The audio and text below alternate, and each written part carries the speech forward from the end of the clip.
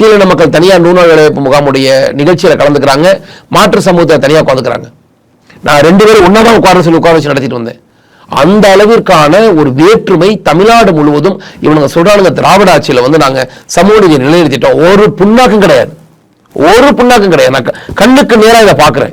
இந்த வேற்றுமையை தமிழ்நாட்டில் நாங்க ஒரே இடத்துல உட்காந்து நீ வேலை தான் பார்க்கற, நீ வேலை தான் பார்க்கறது. இதுல ஜாதி வித்தியாசம் நான் நினைக்கிறேன், எங்க கட்சி நினைக்கிறது. ஜாதியால ஒரு மனிதன் மேல கீழே என்ன இருக்கு? இவனுங்க அந்த இடத்துல போய் 3200 ரூபா அந்த பட்டியல் சமூக மக்கள் கிட்ட. நான் சொல்ற ஊருக்கு திருமணம் எனக்கு துணிச்சல் இருக்கும்னா, நீ உண்மையிலேயே மக்களுக்காக வேலை செய்யறவன்னா அந்த மக்களை போய் பாரு.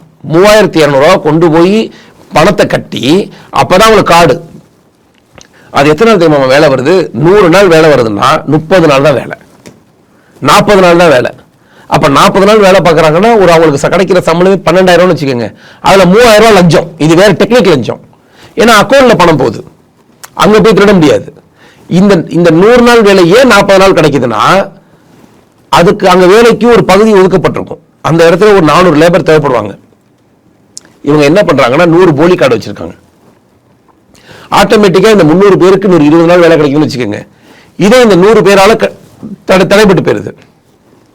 அதனால மோடி ஐயா பார்த்தாரு, 125 நாள் வேலை இருக்கணும், உத்தரவாதத்தோட கைரேகை வச்சு வேலை பார்க்கணும். 125 நாள் வேலைக்கு 100 நாள் சம்பளத்தை நான் 60% சம்பளத்தை நான் தந்துடுறேன். 40% சம்பளத்தை ஏன் உன்னை கொடுக்க சொல்றோம்னா அப்பதான் அதுல திருட்டு குறையும். அதுவும் உன் அக்கௌண்ட் காசை நீ கொடுக்க போறது இல்ல, மோடி ஐயாவும் தான் காசை கொடுக்க போறதில்ல. மோடி ஐயா மத்திய அரசுடைய நிதியை, மக்களுடைய வரியை சரியா போய் மக்களுக்கு சேரணும்னு நினைக்கிறாரு. நீ என்ன பண்ற? நாங்க கொடுக்குற 100 ரூபாயில 60 ரூபாவை திருடிட்டு 40 ரூபா கொடுக்குற. இப்ப மோடி ஐயா சொல்றாரு 60 ரூபா நான் சம்பளம் கொடுத்துறேன், நீ இருந்தாலும் 25 நாள் எக்ஸ்ட்ரா சொன்ன.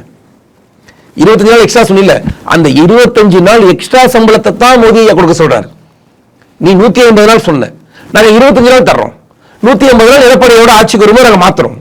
இப்ப ஆட்சி எங்க கையில் இந்த 3 மாதம் இல்ல. ஆனா இவங்க என்ன பண்றாங்க? இந்த சம்பளத்தை நம்ம கையில இருந்து கொடுக்கணும் என்பது நோக்கம் அல்ல. ஏன்னா அவங்க மனசாட்சிக்கு ஒண்ணு தெரியும், திராவிட முன்னேற்ற கழகத்துக்கு 40% நிதியை கொடுக்கறதுனால ஒரு நட்டம் இல்லை. என்ன காரணம்னா ஆட்சி ஒன்று அங்கிட்டு இருக்க போறது இல்லை. வருகிற 4 மாதத்துல ஆட்சி முடிய போகுது, இவனு கையில இருந்து கொடுக்க போறது இல்லை. அதை கொடுக்க போறது எடப்பாடி ஐயா மட்டும்தான். சரிங்களா?